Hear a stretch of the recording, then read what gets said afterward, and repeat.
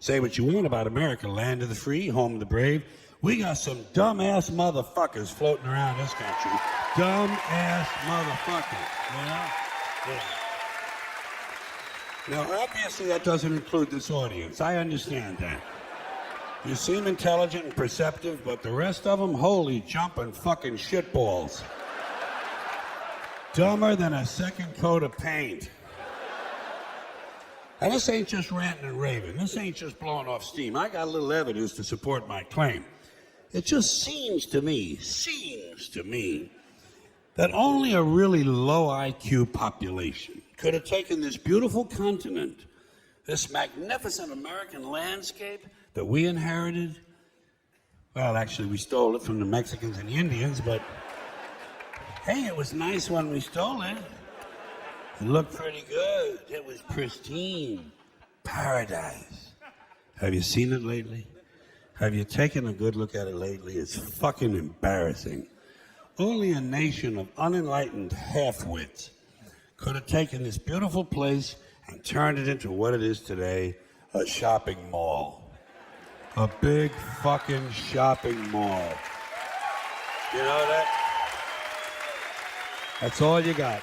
That's all you've got here, folks. Mile after mile of mall after mall. Many, many malls, major malls and mini malls. They put the mini malls in between the major malls. And in between the mini malls, they put the mini marts. And in between the mini marts, you got the car lots, gas stations, muffler shops, laundromats, cheap hotels, fast food joints, strip clubs, and dirty bookstores.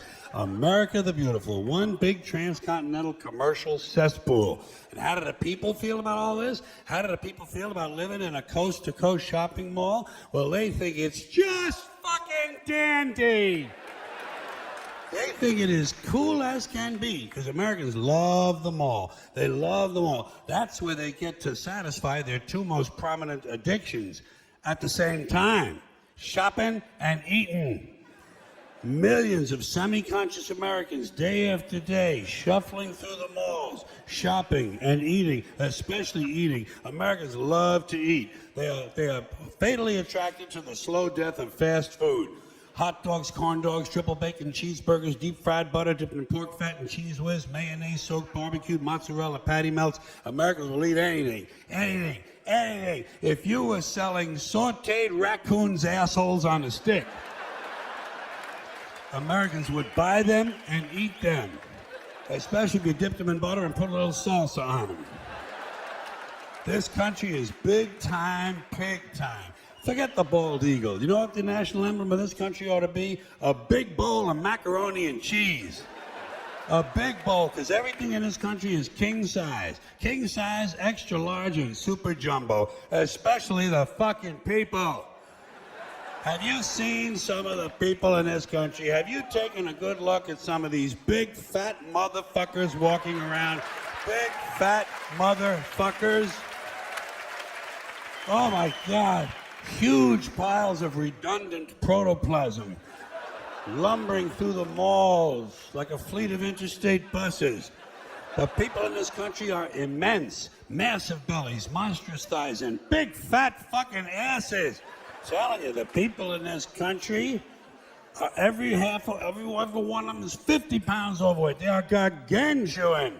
And in the summertime, God help us, in the summertime, they all want to wear short pants. Jesus, Lord, protector of all that is good and holy, deliver me from fat people in short pants. They all got short pants, big bellies, fat thighs, and dumb kids. Short pants, big bellies, fat thighs, and dumb kids. Every one of them's got two dumbass kids with them. And the whole family is wearing T-shirts, and every one of them's got the same T-shirt. I'm with stupid. Apparently in this country, the stupids are an extended family.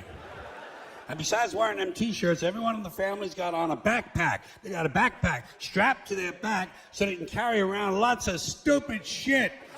And the reason they got to carry their stupid shit strapped to their backs is because their hands must remain free at all times to hold food. And to get that food up to the mouth where it gets shoveled in with all the rest of the disgusting shit they ate that day. And another reason for the backpacks is these people are going to buy even more stupid shit. They ain't got enough stupid shit at home. They just had a stupid shit sale. They ain't going to buy more. They're going to go out in the parking lot and stuff this stuff into the big, fat, ugly, oversized SUV that's got plenty of room in it for stupid shit and lots of room left over for these big, fat, ugly motherfuckers to get them home. Stopping, of course, for jelly roll and fried dough. These people are efficient, professional, compulsive consumers. It's their civic duty. Consumption. It's the new national pastime. Fuck baseball. It's consumption. The only true, lasting American value that's left, buying things. Buying things. People spending money they don't have on things they don't need. Money they don't have on things they don't need. So they can max out their credit cards and spend the rest of their lives paying 18% interest on something that costs $12.50. And they didn't like it when they got it home anyway. Not too bright, folks. Not too fucking bright. But if you talk to one of them about this, if you isolate one of them, you sit them down rationally, you talk to them about the low IQs and the dumb behavior and the bad decisions, right away they start talking about education. That's the big answer to everything. Education. They say we need more money for education. We need more books, more teachers, more classrooms, more schools. We need more testing for the kids. You say to them, well, you know, we've tried all of that, and the kids still can't pass the test. They say, oh, don't you worry about that. We're going to lower the passing grades. That's what they do in a lot of these schools now. They lower the passing grades so more kids can pass. More kids pass, the school looks good, everybody's happy, the IQ of the country slips another 2 or 3 points, and pretty soon all you'll need to get into college is a fucking pencil. Got a pencil? Get the fuck in there, it's physics. Then everyone wonders why 17 other countries graduate more scientists than we do. Education.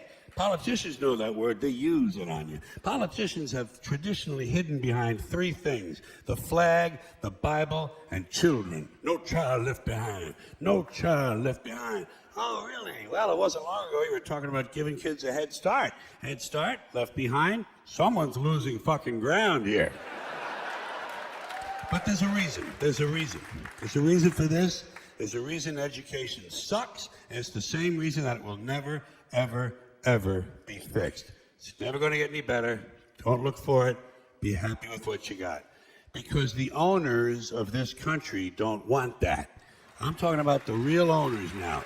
The real owners, the big wealthy business interests that control things and make all the important decisions. Forget the politicians. The politicians are put there to give you the idea that you have freedom of choice. You don't. You have no choice. You have owners. They own you. They own everything. They own all the important land. They own and control the corporations. They've long since bought and paid for the Senate, the Congress, the state houses, the city halls. They got the judges in their back pockets. And they own all the big media companies, so they control just about all of the news and information you get to hear. They got you by the balls. They spend billions of dollars every year lobbying to get what they want. Well, we know what they want. They want more for themselves and less for everybody else. But I'll tell you what they don't want. They don't want a population of citizens capable of critical thinking. They don't want well-informed, well-educated people capable of critical thinking. They're not interested in that. That doesn't help them. That's against their interest. That's right. They don't want people who are smart enough to sit around the kitchen table and figure out how badly they're getting fucked by a system that threw them overboard 30 fucking years ago. They don't want that. You know what they want? They want obedient workers. Obedient workers. People who are just smart enough to run the machines and do the paperwork and just dumb enough to passively accept all these increasingly shittier jobs with the lower pay, the longer hours, the reduced benefits, the end of overtime, and the vanishing pension that disappears the minute you go to collect it. And now they're coming for your Social Security money. They want your fucking retirement money.